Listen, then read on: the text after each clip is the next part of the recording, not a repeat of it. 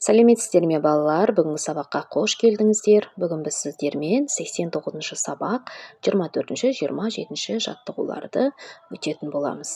Олай болса балалар, сабағымызды бастаймыз. 24-ші тапсырма. Мәтіндерді оқып, өзара салыстыр.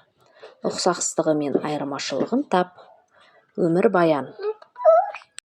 Мен Бауыржан Момышұлы 1910 жылдың 24 желтоқсанында Жамбыл облысының Жуалы ауданындағы Көлбастау мекенінде дүниеге келдім. Әкем ел арасында ағаш ұстасы және етікші зергерлігімен танымал болған. Анам Рәзия дүниеден ерте өтіп, 3 жасымнан бастап қыз тумас әжемнің қолында өстім. 7 жылдық мектепті бітіргеннен кейін біраз уақыт білім мұғалім болдым. Кейін кезекті әскери міндетімді өтеп, запастағы командир атағын алдым. Туған ауылға қайтып оралған соң, біраз жыл қаржы мекемесінде қызмет істедім.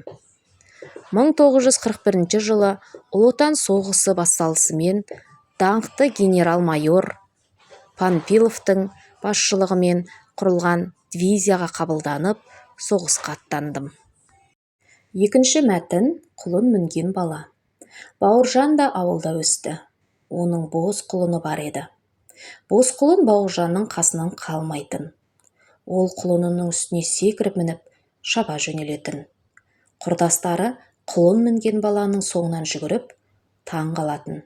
Сонда Бауыржан құлынын кекілінен сипап, «Бұл Тайбурыл, мен Қобыланды батырмын», дейтін құрбыларына мақтанып. Боз құлын ақ бозат болды.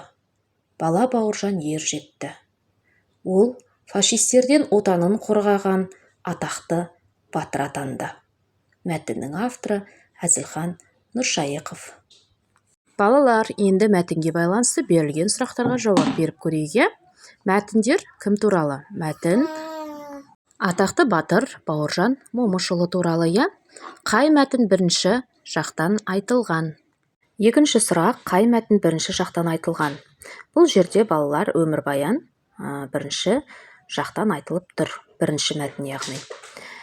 Үшінші сұрақ, мәтіндердегі түсініксіз сөздерді теріп жаз, мағынасын сөздіктен біліп ал.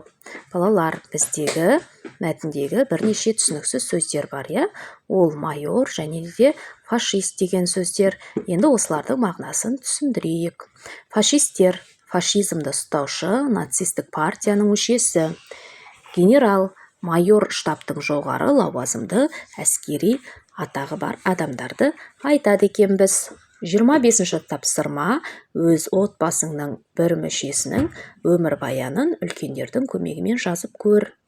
Балалар, мен мына 25-ші тапсырманы өзімнің анашымның өмірбаянын жаздым. Сіздер өздеріңіздің аналарыңыздың, әкелеріңіздің өмірбаянын сол кісілердің көмегімен жазсаңыздар әбден болады. Өмірбаян.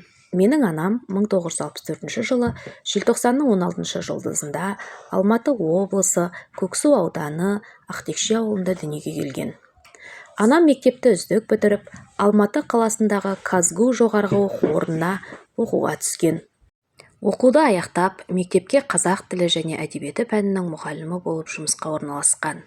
Қазіргі таңда мектепте ұлағатты ұстаздар қатарында оқушыларға білім береді. Мінекей балалар, сіздер де өздеріңіздің әке-шешелеріңіздің өмірбаянын осылай жазсаңыздар болады. 26-шы тапсырма, көп нүктенің орнына жақша ішіндегі жұрнақтардың тиістісін жалғап, сөздерді көшіріп жаз. Бізге берілген сөздер ұсақ, жаңа, оң, көркем, шеге. Енді осыған біз жұрнақтарды жалғап жазып көрейік. Ұсақта, жаңала, оңда, іріле, көркемде, шегеле. 27-ші жаттығу, шығармашылық үзіліс. Керісінше жұмбақ, сөз жұмбаққа сұрақтар құрастыр. Ол үшін оқулық соңында берілген түсіндірме сөздікті басшылыққа ал. Көлденеңінен бірінші сұрақ сабын, қол жуатын зат.